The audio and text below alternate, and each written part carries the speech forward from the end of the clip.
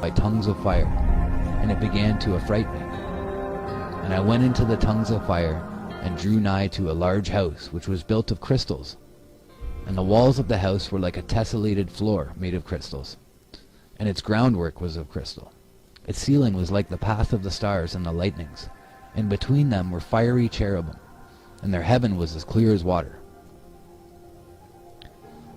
A flaming fire surrounded the walls, and its portals blazed with fire.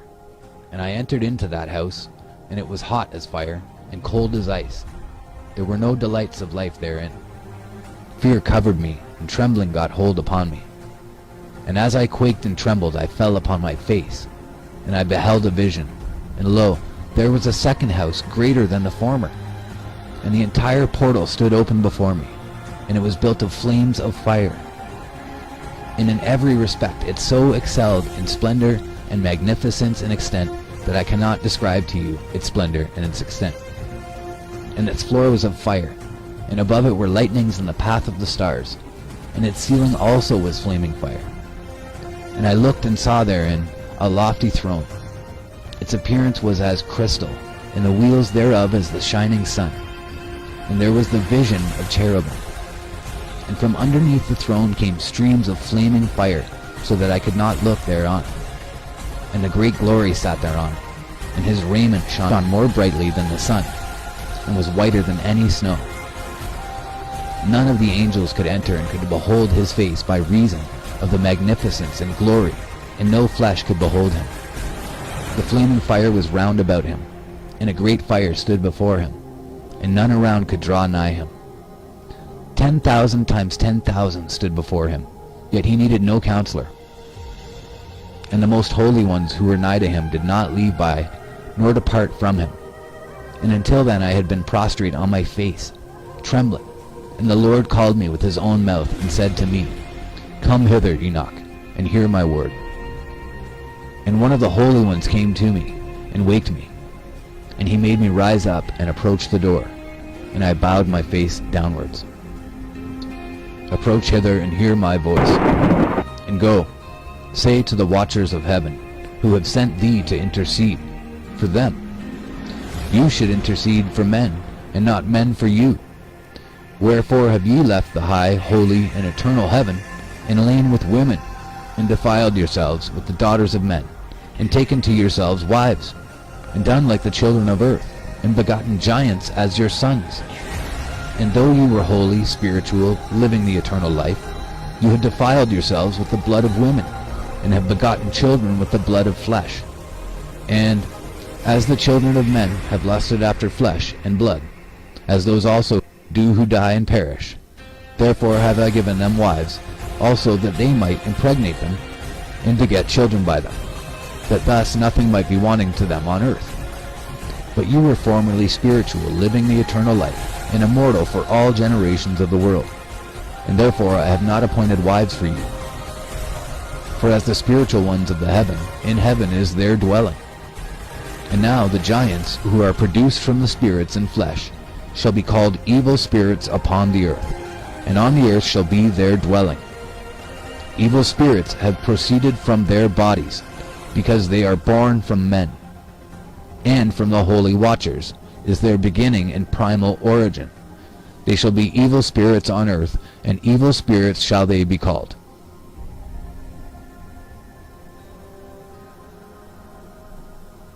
As for the spirits of heaven, in heaven shall be their dwelling. But as for the spirits of the earth, which were born upon the earth, and on the earth shall be their dwelling. And the spirits of the giants afflict, oppress, destroy, attack, do battle, and work destruction on the earth, and cause trouble. They take no food, but nevertheless hunger, and thirst, and cause offenses. And these spirits shall rise up against the children of men, and against the women, because they have proceeded from them.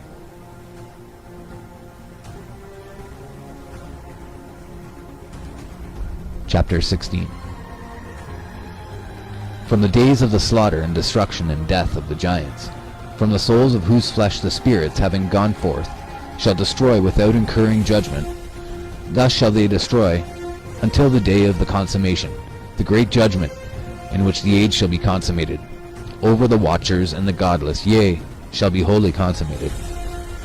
And now, as to the watchers who have sent thee to intercede for them, who had been aforetime in heaven, say to them, you have been in heaven, but all the mysteries had not yet been revealed to you, and you knew worthless ones. And these in the hardness of your hearts you have made known to the women, and through these mysteries women and men work much evil on earth. Say to them, therefore, you have no peace. Chapter 17. And they took and brought me to a place in which those who were there were like flaming fire, and when they wished, they appeared as men. And they brought me to the place of darkness, and to a mountain, the point of whose summit reached to heaven. And I saw the places of the luminaries, and the treasuries of the stars, and of the thunder, and in the uttermost depths where were a fiery bow and arrows, and their quiver, and a fiery sword, and all the lightnings. And they took me to the living waters, and to the fire of the west, which receives every setting of the sun. And I came to a river of fire, in which the fire flows like water, and discharges itself into the great sea towards the west. I saw the great rivers, and came to the great river, and to the great darkness, and went to the place where no flesh walks. I saw the mountains of the darkness of winter, and the place whence all the waters of the deep flow. I saw the mouths of all the rivers of the earth, and the mouth of the deep. I saw the treasuries of all the winds. I saw how he had furnished them with the whole creation, and the firm foundations of the earth. And I saw the cornerstone of the earth. I saw the four winds which bear the earth, and the firmament of the heaven. And I saw how the winds stretch out the vaults of heaven, and have their station between heaven and earth. These are the pillars of the heaven. I saw the winds of heaven, which turn, and bring the circumference of the sun, and all the stars to their setting. I saw the winds on the earth carrying the clouds. I saw the paths of the angels. I saw at the end of the earth the firmament of the heaven above. And I proceeded and saw a place which burns day and night, where there are 7 mountains of magnificent stones, 3 towards the east, and 3 towards the south. And as for those towards the east, one was of colored stone, and one of pearl, and one of jacinth, and those towards the south of red stone. But the middle one reached to heaven like the throne of God, of alabaster, and the summit of the throne was of sapphire. And I saw a flaming fire, and beyond these mountains is a region, the end of the great earth. There the heavens were completed. And I saw a deep abyss, with columns of heavenly fire, and among them I saw columns of fire fall, which were beyond measure, alike towards the height and towards the depth. And beyond that abyss I saw a place which had no firmament of the heaven above, and no firmly founded earth beneath it. There was no water upon it, and no birds, but it was a waste and horrible place. I saw there 7 stars like great burning mountains, and to me, when I inquired regarding them, the angel said, "This place is the end of heaven and earth. This has become a prison for the stars and the host of heaven. And the stars which roll over the fire are they which have transgressed the commandment of the Lord in the beginning of their rising, because they did not come forth at their appointed times. And he was wroth with them, and bound them till the time when their guilt should be consummated, even for 10,000 years. And Uriel said to me, Here shall stand the angels who have connected themselves with women, and their spirits, assuming many different forms, are defiling mankind, and shall lead them astray, into sacrificing demons as gods. Here shall they stand, till the day of the great judgment, in which they shall be judged till they are made an end of. And the women also of the angels who went astray shall become sirens. And I, Enoch, alone saw the vision, the ends of all things, and no man shall see as I have seen. So that was chapters 14 through 19. Chapter 20. And these are the names of the holy angels who watch. Uriel, one of the holy angels, who is over the world and over Tartarus. Raphael, one of the holy angels, who is over the spirits of men. Raguel, one of the holy angels who takes vengeance on the world of the luminaries. Michael, one of the holy angels, to wit, he that is set over the best part of mankind, and over chaos.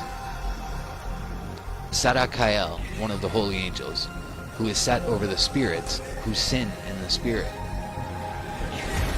Gabriel, one of the holy angels, who is over paradise and the serpents and the cherubim. Remiel, one of the holy angels, whom God set over those who rise. And I proceeded to where things were chaotic, and I saw there something horrible. I saw neither a heaven above nor a firmly founded earth, but a place chaotic and horrible. And there I saw 7 stars of the heaven bound together in it, like great mountains and burning with fire. Then I said, for what sin are they bound, and on what account have they been cast in hither? Then said Uriel, one of the holy angels, who was with me and was chief over them, and said, Enoch, why dost thou ask, and why art thou eager for the truth? These are the number of the stars of heaven, which have transgressed the commandment of the Lord, and are bound here till 10,000 years, the time entailed by their sins are consummated. And from thence I went to another place, which was still more horrible than the former. And I saw a horrible thing, a great fire there which burnt and blazed, and the place was cleft as far as the abyss, being full of great descending columns of fire. Neither its extent nor magnitude could I see, nor could I conjecture. Then I said, how fearful is the place, and how terrible to look upon! Then Uriel answered me, one of the holy angels who was with me, and said unto me, Enoch, why hast thou such fear and affright? And I answered, because of this fearful place, and because of the spectacle of the pain. And he said unto me, this place is the prison of the angels, and here they will be imprisoned forever. And thence I went to another place. Chapter 22. And thence I went to another place, and he showed me in the west another great and high mountain, and of hard rock. And there was in it 4 hollow places, deep, and wide, and very smooth.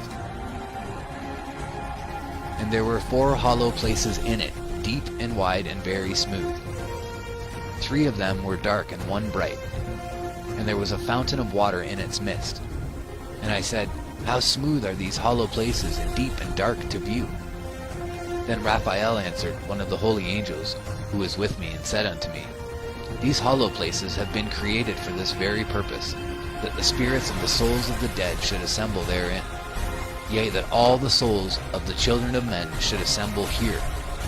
And these places have been made to receive them, till the day of their judgment, until their appointed period, till the great judgment comes upon them.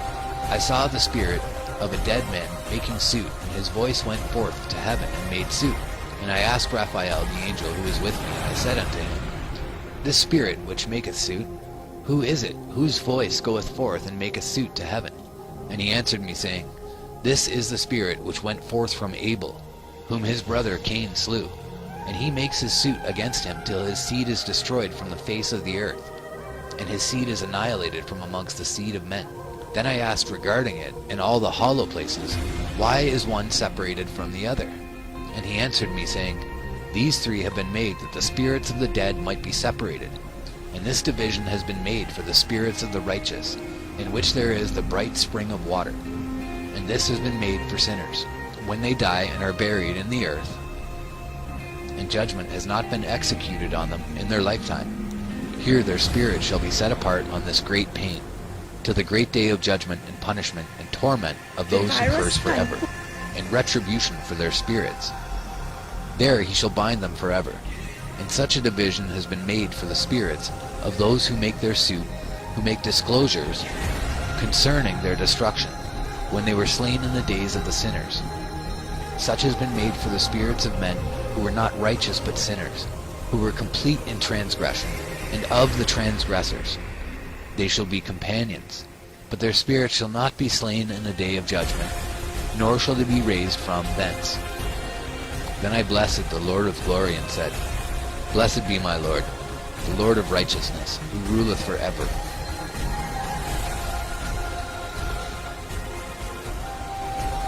Chapter 23. The fire that deals with the luminaries of heaven.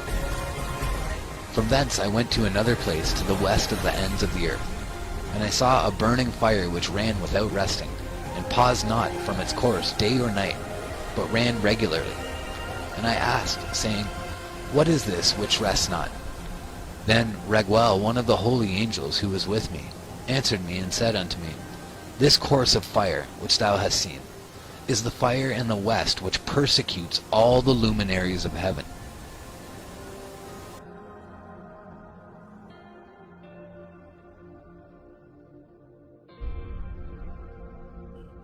And from thence I went to another place of the earth, and he showed me a mountain range of fire which burnt day and night.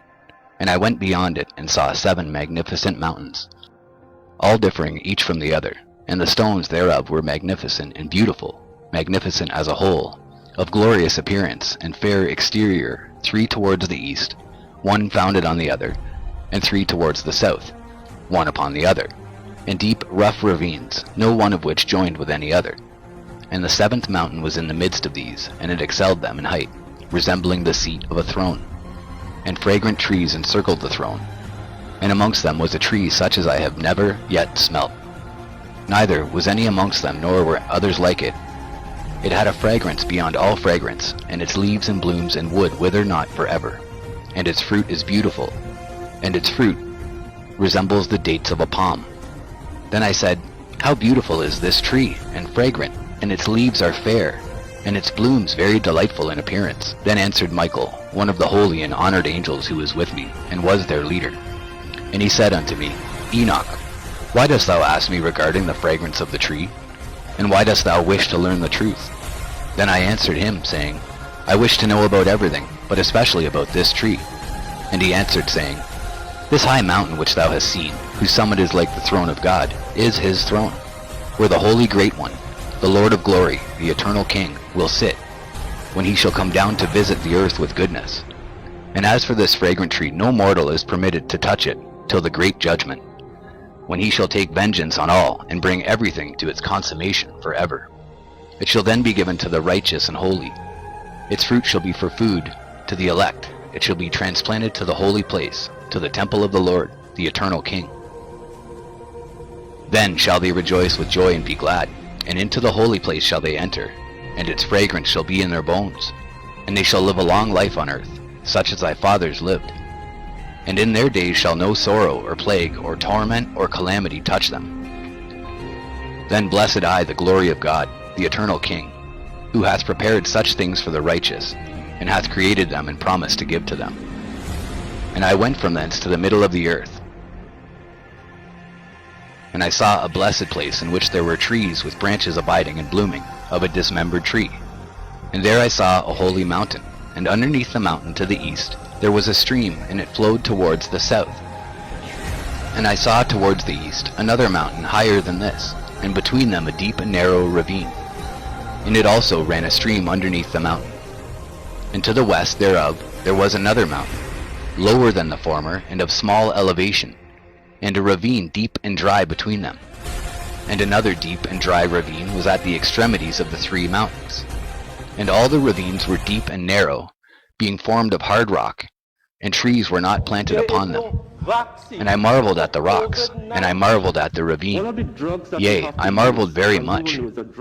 Then I said, For what object is this blessed land, which is entirely filled with trees, and this accursed valley between? Then Uriel, one of the holy angels who was with me, answered and said, This accursed valley is for those who are accursed forever. Here shall all the accursed be gathered together who utter with their lips against the Lord unseemly words, and of his glory speak hard things. Here shall they be gathered together, and here shall be their place of judgment. In the last days there shall be upon them the spectacle of righteous judgment, in the presence of the righteous forever. Here shall the merciful bless the Lord of glory, the eternal King. In the days of judgment over the former, they shall bless him for the mercy in accordance with which he has assigned them their lot. Then I blessed the Lord of glory, and set forth his glory, and lauded him gloriously. Chapter 28. And thence I went towards the east, into the midst of the mountain range of the desert. And I saw a wilderness, and it was solitary, full of trees and plants, and water gushed forth from above. Rushing like a copious watercourse which flowed towards the northwest, it caused clouds and dew to ascend on every side. And thence I went to another place in the desert, and approached to the east of this mountain range. And there I saw aromatic trees exhaling the fragrance of frankincense and myrrh. And the trees also were similar to the almond tree. Chapter 30. And beyond these I went afar to the east, and I saw another place, a valley full of water, and therein was a tree, the color of fragrant trees such as the mastic. And on the sides of those valleys I saw fragrant cinnamon. And beyond these I proceeded to the east. And I saw other mountains, and amongst them were groves of trees, and there flowed forth from them nectar, which is named Sarara and Galbanum. And beyond these mountains I saw another mountain to the east of the ends of the earth, whereon were aloe trees, and all the trees were full of stacte, being like almond trees. And when one burnt it, it smelled sweeter than any fragrant odor. Chapter 32. And after these fragrant odors, as I looked towards the north over the mountains, I saw 7 mountains full of choice nard and fragrant trees and cinnamon and pepper. And thence I went over the summits of all these mountains, far towards the east of the earth, and passed above the Erythraean Sea, and went far from it, and passed over the angel Zotiel. And I came to the garden of righteousness. Ay, and from afar off trees more numerous than I, these trees, and great 2 trees there, very great, beautiful, and glorious, and magnificent, and the tree of knowledge, whose holy fruit they eat, and know great wisdom. That tree is in height like the fir, and its leaves are like those of the carob tree, and its fruit is like the clusters of the vine, very beautiful, and the fragrance of the tree penetrates afar. Then I said, how beautiful is the tree, and how attractive is its look!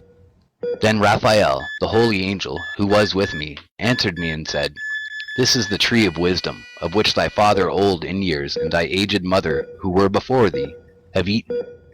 And they learnt wisdom, and their eyes were opened, and they knew that they were naked, and they were driven out of the garden.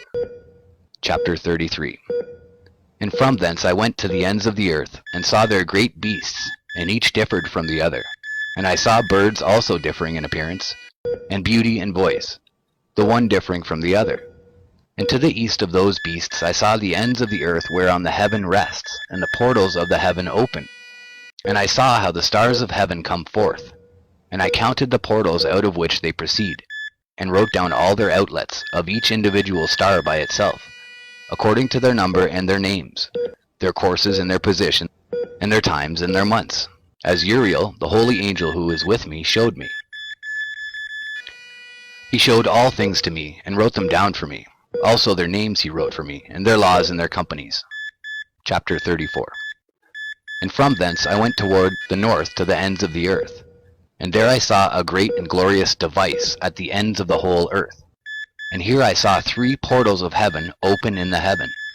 Through each of them proceed north winds.